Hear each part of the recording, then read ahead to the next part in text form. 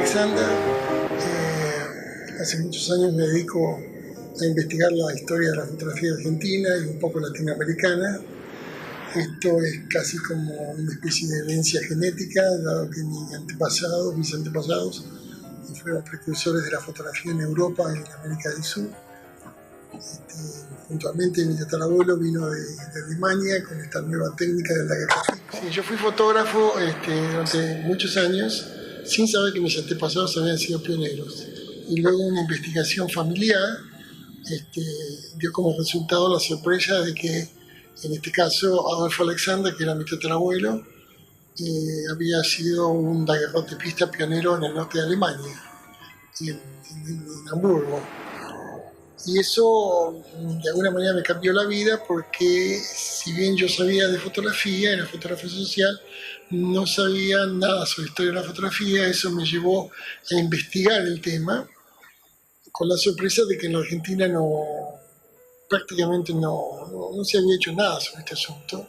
No había libros, no había investigaciones hechas sobre la fotografía. Eso llevó a la fundación en 1985 de un centro de investigaciones, que fue la primera entidad dedicada a la historia de la fotografía. En 1992 se formaron los congresos de historia de la fotografía, que se vienen realizando hasta el presente. Una entidad que fue precursora de la fotografía amateur, que fue la Sociedad Fotográfica Argentina de Aficionados. La fotografía en el Río de la Plata es interesante. Nosotros nos enteramos de las novedades que surgían en Europa gracias a los diarios locales, especialmente la Gaceta Mercantil. Y la primera cámara, para decirlo de alguna manera, que llegó al Río de la Plata no pudo desembarcar en Buenos Aires porque había un conflicto. La Confederación Argentina estaba en guerra con Francia, por lo cual no se pudo desembarcar. El navío que venía a esta cámara de daguerrotipo es una historia apasionante, tan interesante que hasta el mismo Julio Verne, en base a esta historia real, escribió una de sus famosas novelas que se llama 2 años alrededor del mundo. Esa cámara, que estaba operada por un sacerdote que había aprendido la técnica del mismo Daguerre, venía en una escuela flotante, o sea, una escuela que estaba dando la vuelta al mundo. El navío se llamaba el Oriental. El daguerrotipista, que era capellán y sacerdote, era Luis Comte. Y él sí tomó daguerrotipos del centro de Montevideo, hizo, digamos, demostraciones públicas frente a las autoridades. Y es interesante porque estaban algunos exiliados argentinos al gobierno de Juan Manuel de Rosas, y todos ellos estuvieron presentes, o muchos de ellos estuvieron presentes. Algunos dejaron testimonios escritos. Por ejemplo, el más interesante es Rita Sánchez de Thompson, que le escribe una carta a su hijo Juan, dándole noticias sobre lo que había visto.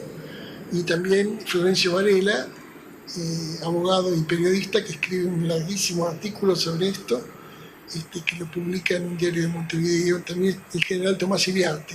Todos ellos dejan testimonios por escrito. Y 3 años después, en 1843, también en los medios locales, en los diarios de Buenos Aires, aparecen avisos casi simultáneos de John Elliot y de Gregorio Ibarra, ambos ofreciendo al público de Buenos Aires realizar retratos por el sistema de daguerrotipo. En todo el mundo, el daguerrotipo era un proceso muy caro, y solamente, digamos, una élite económica tenía acceso a este proceso.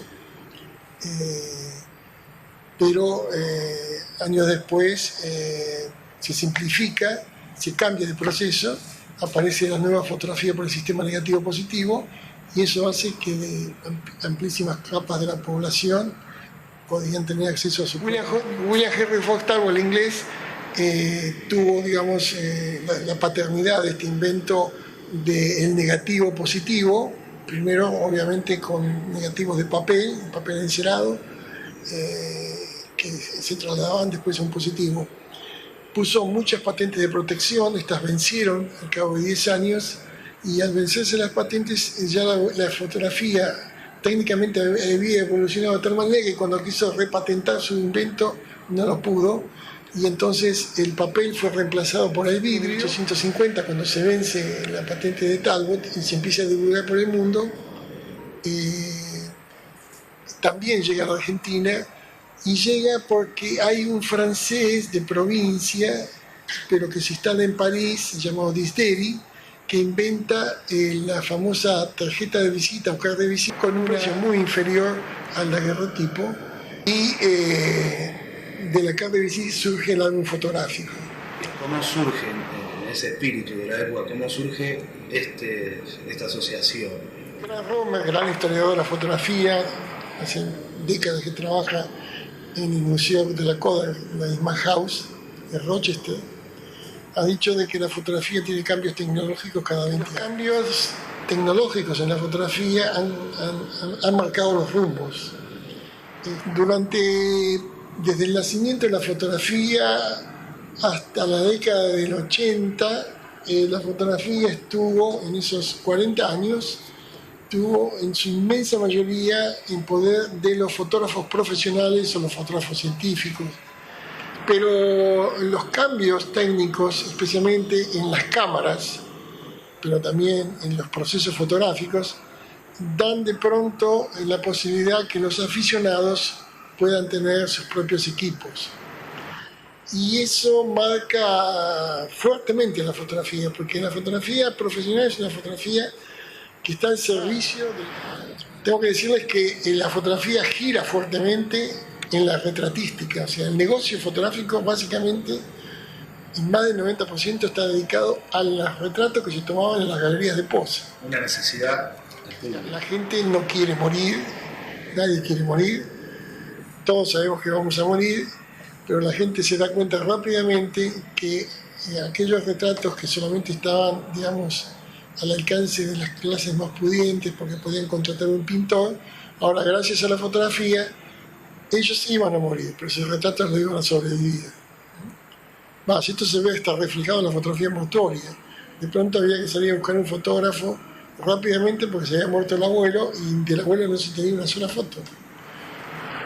Ni hablar de los niños pequeños que la mortalidad era muy grande.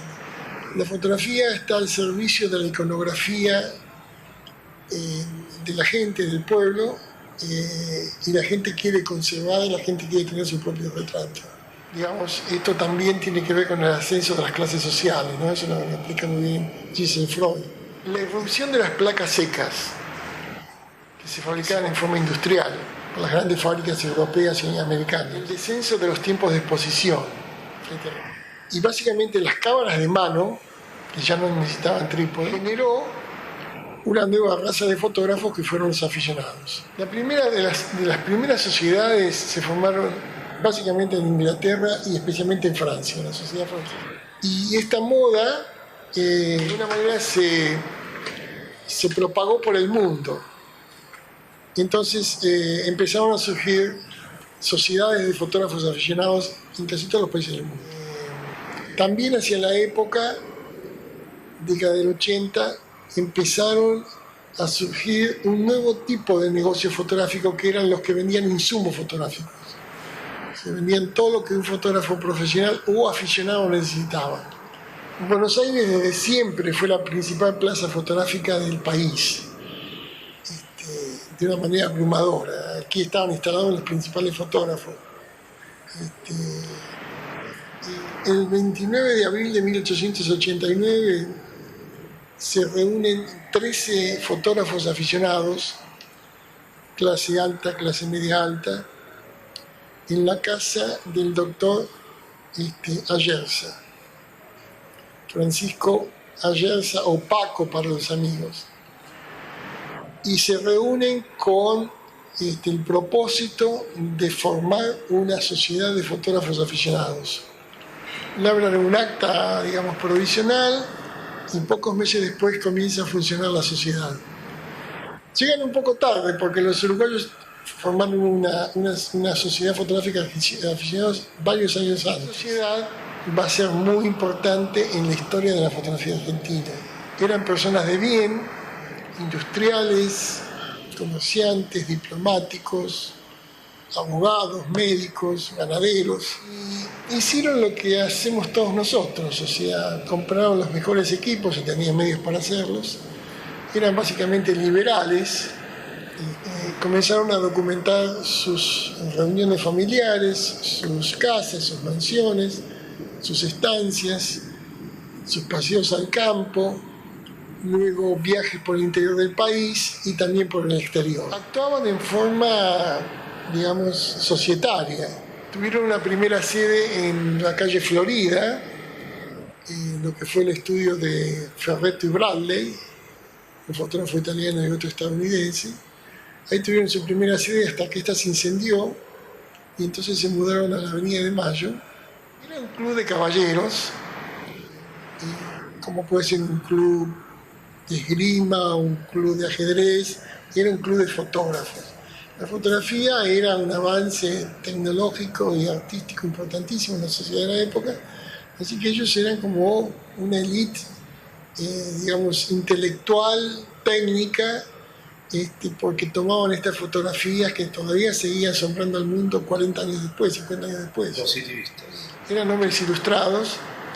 Precisamente la sociedad se funda exactamente 50 años después del invento del daguerrotipo, en 1889. La sede que tenía en la calle, en la avenida de Mayo, enfrente de lo que ahora es el Café Tortoni, era un verdadero club con características de club inglés. O sea, tenían sus salas de reuniones, tenían sus salas de estar, tenían una biblioteca muy interesante, cuyo destino desconozco, tenían laboratorios para los socios, hacían concursos fotográficos.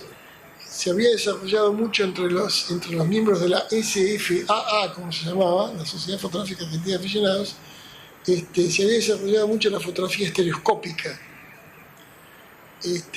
por los cuales había concursos especiales para fotografías estereoscópicas, y se hacían concursos y se otorgaban medallas y diplomas.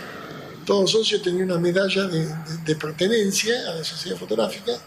Yo tengo un par de ellas, tengo también algún diploma, y la sociedad hizo una tarea muy patriótica, estuvo siempre al servicio de los proyectos nacionales.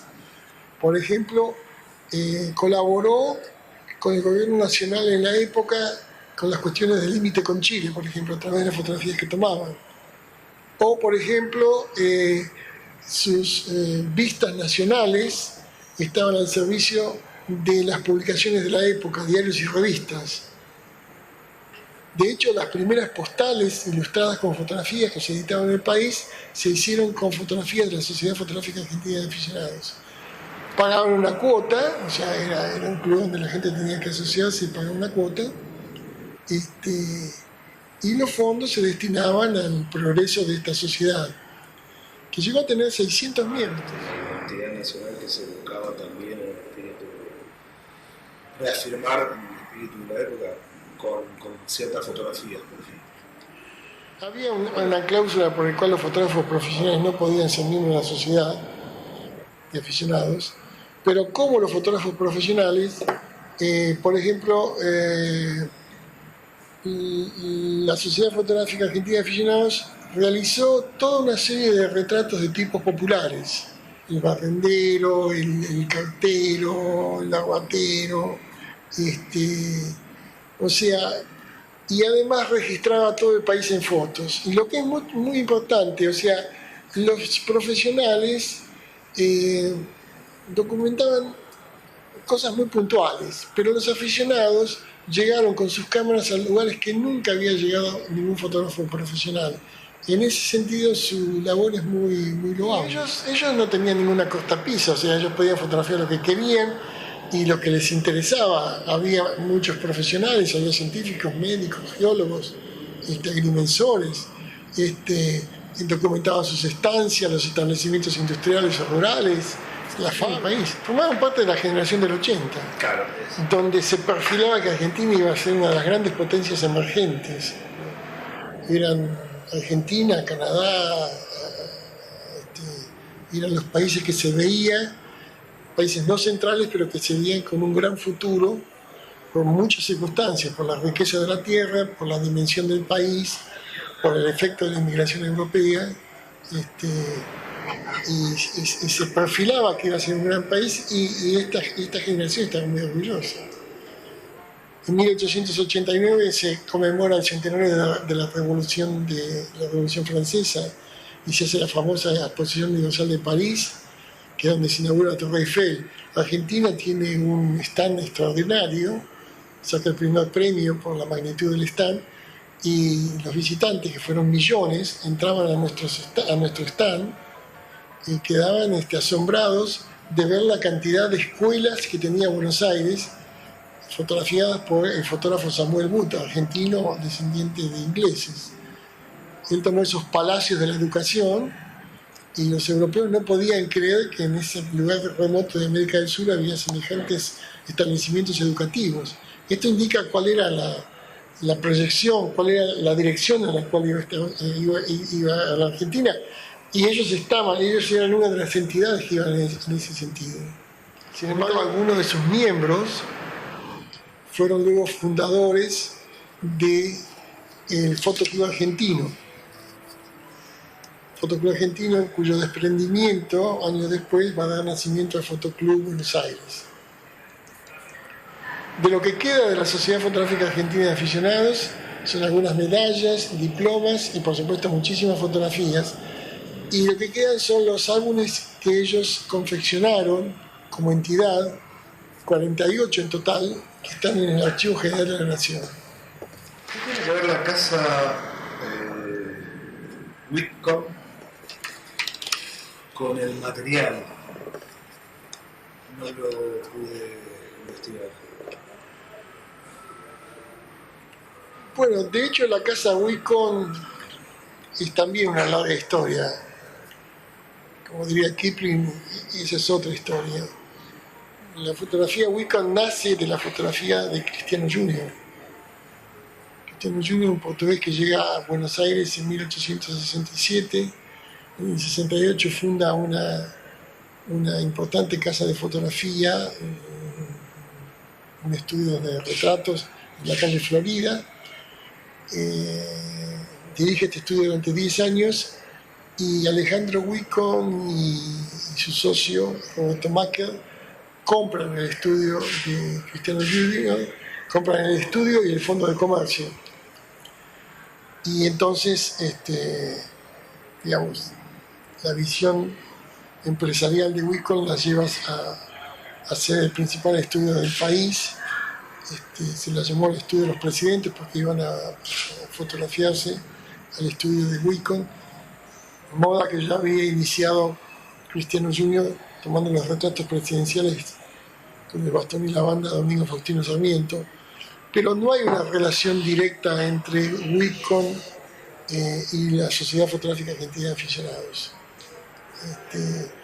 No hay una relación directa, eran como dos mundos. ¿Y a qué le atribuís que el club se fue extinguiendo, digamos? No tengo una explicación de por qué se fue extinguiendo. Supongo que la mística de los fundadores no se transmitió a las nuevas generaciones. La fotografía ya había crecido mucho, se había modernizado mucho, entonces ser miembro de un club ya era como un poco obsoleto, ya la gente tenía independencia.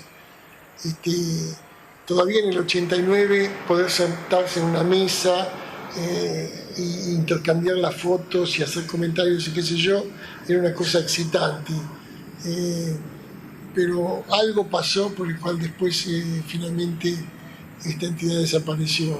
Puede tener que ver también que la fotografía llegó y ser fotógrafo aficionado a ser un poco más individual, el espíritu de la época también. Puede ser. Además, por ejemplo, la sociedad prohibía personalizar las fotos que se tomaban, un antidiscurso del fotoclubismo. Sí.